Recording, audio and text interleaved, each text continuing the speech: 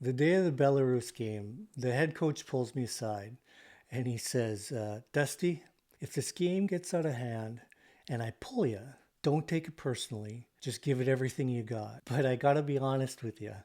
This could get ugly. We might be in over our heads a little bit here. So I'm going to tell you what I did with that.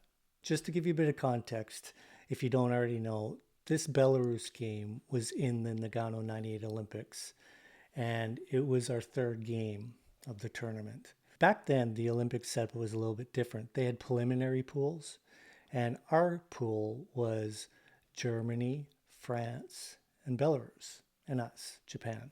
The first game, we lose to Germany 3-1, I think it was. And the second game against France, we lose 5-2. Well, 3-2. It was a close game. It was a one goal game, but then they got two empty netters. So we lose the first two games in close games. And Belarus played those two teams, and it's been so long ago. I don't know the exact scores, but it was like they beat Germany 6-0 and France 7-1 or something like that. Like, but they were not close games. They steamrolled them. So that leads into our game going against Belarus. There was no one in that building, I don't think, that thought this was going to look pretty in any shape or form.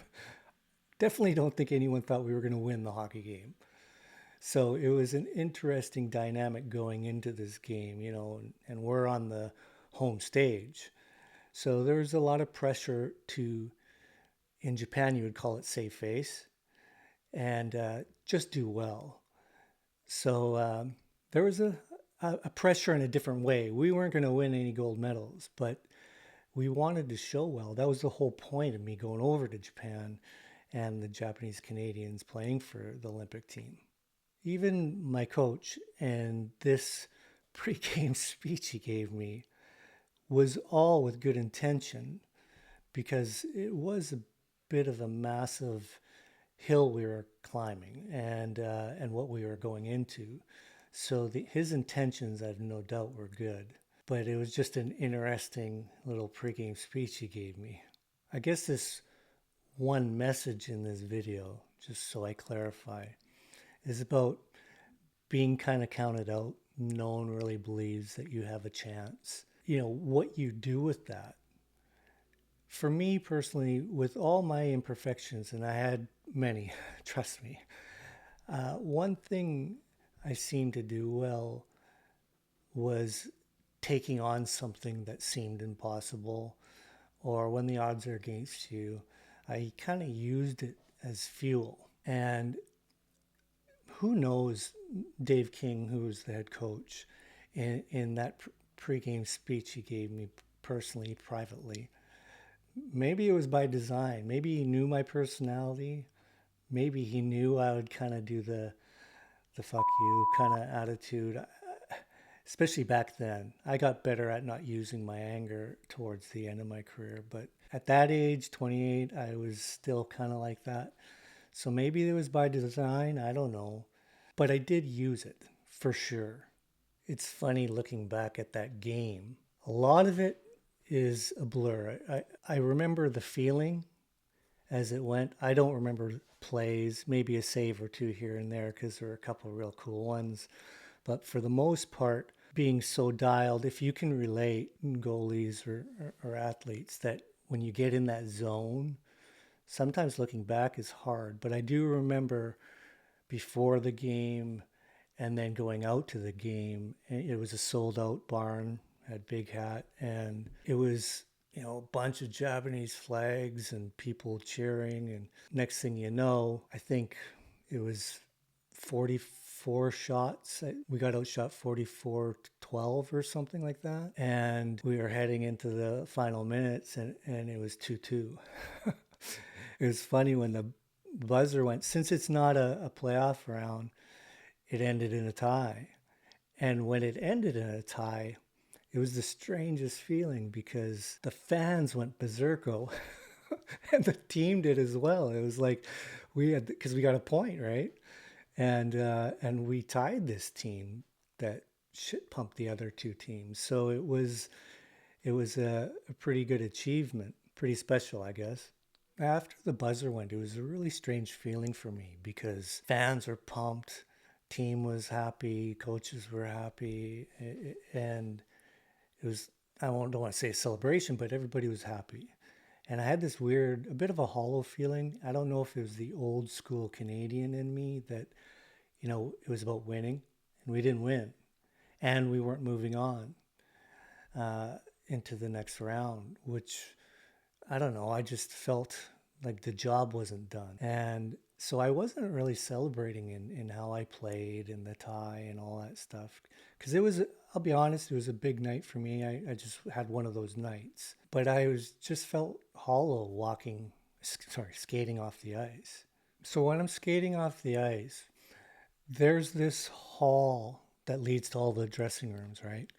And they've got it barricaded with fences down each side of the hall, and on the other side of each fence are the media, and they're allowed to be there waiting for the players as they come off, and they can pull you aside and do interviews, right? And I'd already been through this because we'd already played a couple games before that. So as I'm coming off, I wasn't super thrilled because I didn't know how to respond, right, to the feeling I was having, even though we did so well. And as I'm walking down the hall, I I hear someone yelling my name, this deep voice, and I look over, and taller than everybody else is this man kind of flagging me down. And right away I recognize him. And it's John Davidson. So obviously when I saw him, I'm like, I'll talk to him.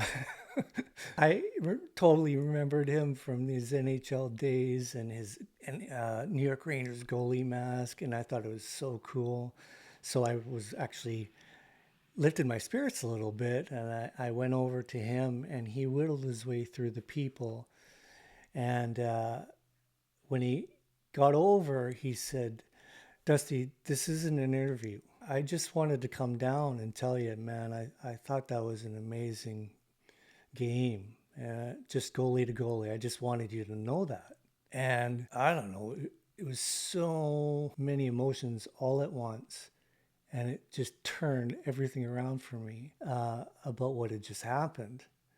And at the time, I didn't know why it felt like that, other than it was just John Davidson. But as years went on, I realized really why it was that it changed my spirit so much. And it was because with all the stuff that I'd gone through in my past, my career, and going through the ups and downs and everything, and being ranked so highly in the NHL draft, and then my career going a different route, there was this one piece that I wanted to show people that I was legit. Like that, yeah, my career went a different route, but I can play with the big boys and all that, that stuff. So there was no cameras, there was no interview, it was never documented. And I really haven't told this story a whole lot, never in public.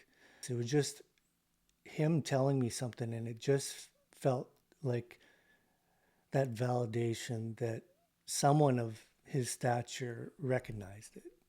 And it really felt good. It's funny because we went on to play a fourth game, and that was like the placing game. We played Austria, and we won that game 4-3 in sudden death shootout, which was even bigger for the country. But this little story, the John Davidson one, not the just the me playing good or anything, but that little bit of recognition by someone privately, appreciation, meant more than anything to me, especially moving forward for the rest of my career and then on in my life. And the more I think about it, the more important it has become in when I look back at my career. There are two things in that game that night taught me. First is being counted out and nobody believing in something or saying something to you in that effect. It's just information, it's just data. From that, it's what you do with that That's the important thing, right? And and how you manage that in your brain, how you process that, right? It it's a challenge, but if you learn that it is just information and don't take it emotionally, it can be really helpful, or use it as fuel.